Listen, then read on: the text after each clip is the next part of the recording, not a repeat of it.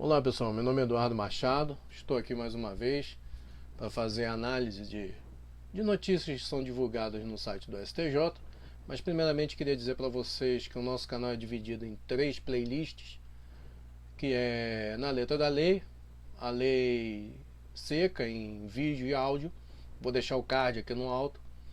Também tem a playlist do Boletim de Jurisprudência do Tribunal de Contas da União, do TCU, que é no mesmo formato na letra da lei, que é vídeo e áudio. Vou deixar também aqui o card para quem quiser acessar. E analisando jurisprudência, que é a terceira playlist, que é da qual esse vídeo faz parte. Também vou deixar o card aqui no alto. Queria pedir para quem não for inscrito, se inscreva no canal, que isso é importante. Assim, da mesma forma como é importante dar o like no vídeo. E a nossa dinâmica é analisar, fazer a leitura. A gente faz a leitura da notícia e depois faz uma breve análise da notícia. Não há, porque aqui corre segredo de justiça e não há a numeração aqui, né? Porque corre segredo de justiça. Não tem a numeração do RESP, não tem numeração de nada, de acordo. Tudo corre em segredo de justiça. Foi divulgado no dia 4 de setembro de 2020 e a gente vai fazer a leitura agora. Prisão civil não abrange devedor de alimentos de caráter indenizatório decorrentes de ato ilícito. A quarta turma do Superior Tribunal de Justiça concedeu habeas corpus para revogar a prisão civil de um devedor de alimentos em caso no qual a obrigação alimentar de caráter indenizatório foi imposta em decorrência de ato ilícito. Para os ministros, a única hipótese de prisão por dívida admitida no ordenamento jurídico brasileiro é aquela relacionada à pensão alimentícia com origem no direito de família. O colegiado reformou o acordo do Tribunal de Justiça do Paraná, que havia determinado a prisão do devedor em razão do não pagamento da obrigação alimentar aos filhos de uma mulher vítima de homicídio cometido por ele.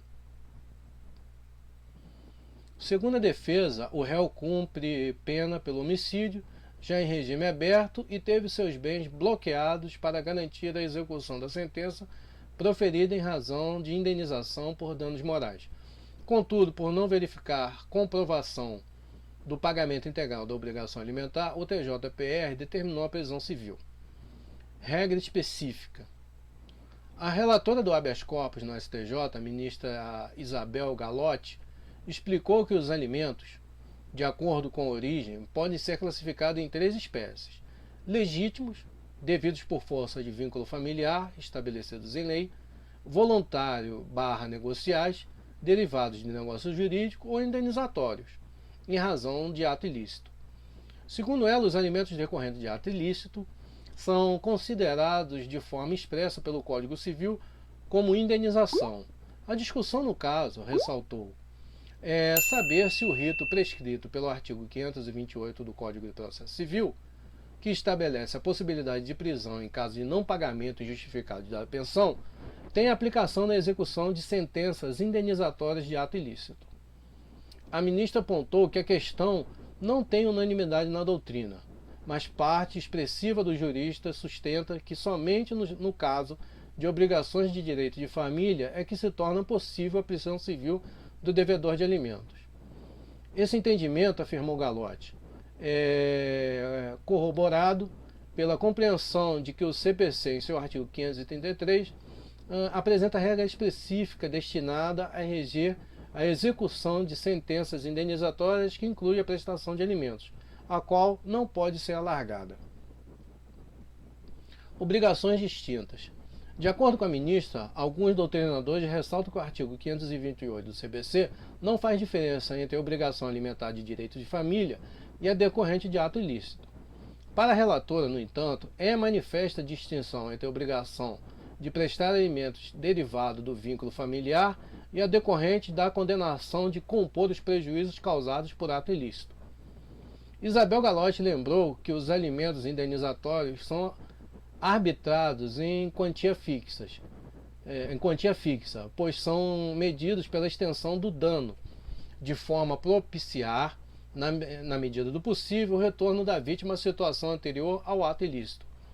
Ao contrário, observou, os alimentos do direito de família devem necessariamente levar em consideração o binômio necessidade e possibilidade para sua fixação, estando sujeitas à reavaliação para mais ou para menos, a depender das instabilidades ocorridas na vida dos sujeitos da relação jurídica.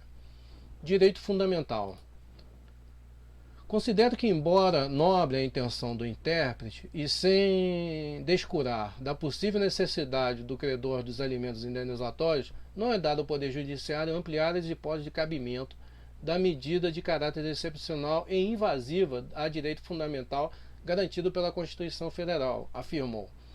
A ministra ponderou que o alargamento das hipóteses de prisão civil para alcançar também a prestação de alimentos de caráter indenizatório, segundo alguns doutrinadores, deveria valer para todos os credores de salários e honorários profissionais.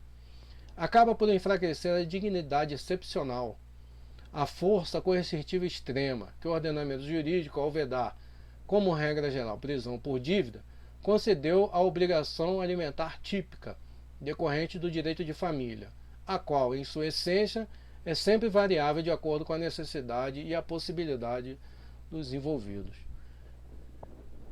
Situação, vamos fazer a análise aqui. Foi o que? A quarta turma, né? A quarta turma, né? Que é da segunda sessão.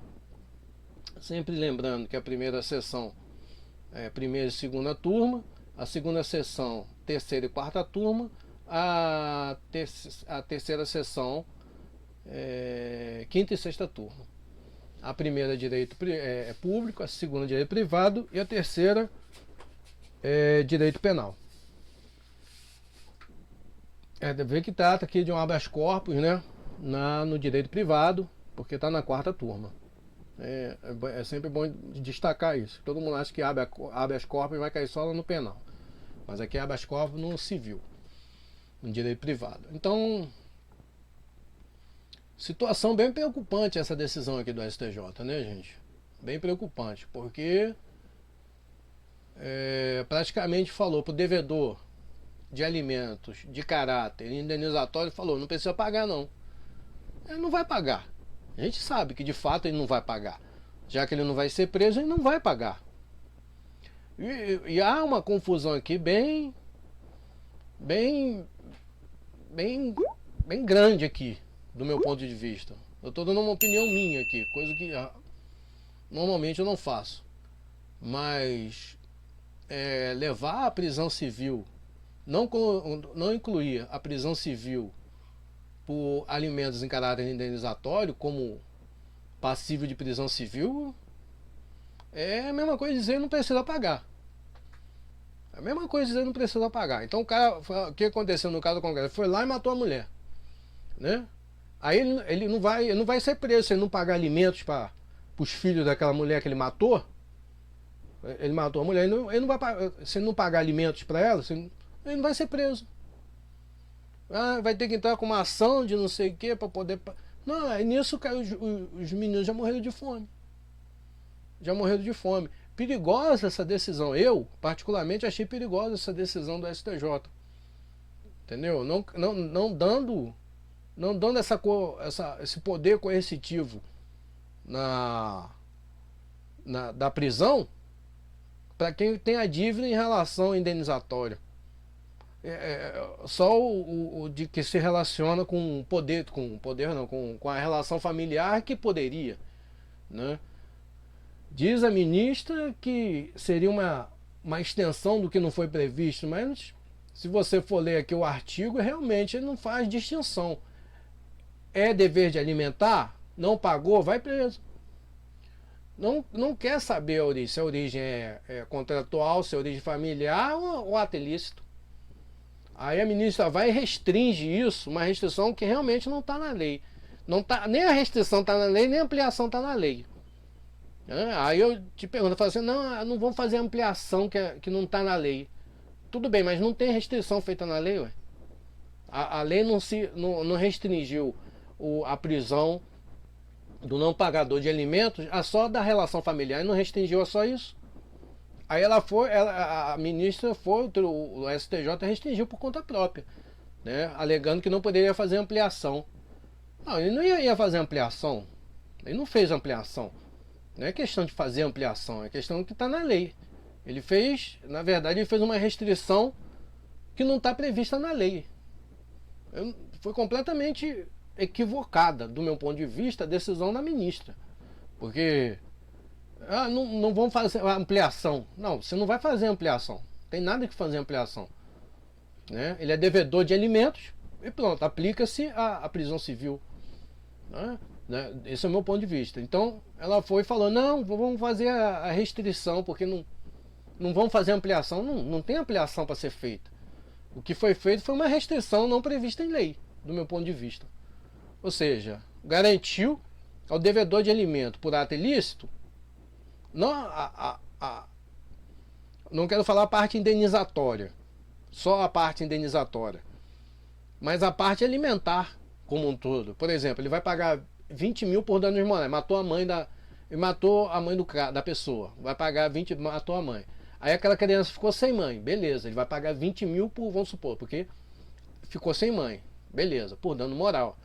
Só que ele vai ter que pagar a pensão até essa criança fazer 18 anos. Né? Vai ter que pagar uma pensão, que ele matou a mãe, ou matou o pai daquela criança. Essa pensão que vai ser paga à criança é para alimentar a criança. Realmente não entra o binômio capacidade e necessidade. Realmente não entra não. Capacidade e necessidade não. Né? Tem que ver o valor que tem que ser pago na decisão. Beleza, não entra naquela questão do familiar, necessidade, possibilidade, realmente não entra não. Mas o que o STJ, a quarta turma, disse aí, na verdade foi o quê? Não precisa pagar que você não vai preso. Foi o que ela falou. E a pessoa não vai pagar. A gente sabe que de fato não vai pagar. Vai enrolar o máximo que puder, porque não tem o poder coercitivo da prisão. Então ela não vai pagar. Vai fazer de tudo quanto é maneira, de meio possível, para não pagar. E essa é a verdade. Por isso que eu estou falando, essa decisão do STJ foi completamente equivocada e perigosa, né? Equivocada e perigosa. Equivocada e perigosa. Porque o cara vai esconder patrimônio, a pessoa vai esconder patrimônio, vai esconder trabalho, vai esconder tudo. Vai ficar trabalhando sem carteira assinada, ou consegue ocultar patrimônio de alguma forma, consegue, e não vai pagar o que é devido. Decisão perigosíssima do STJ, da quarta turma do STJ nessa questão. Né? Ficou muito bom para quem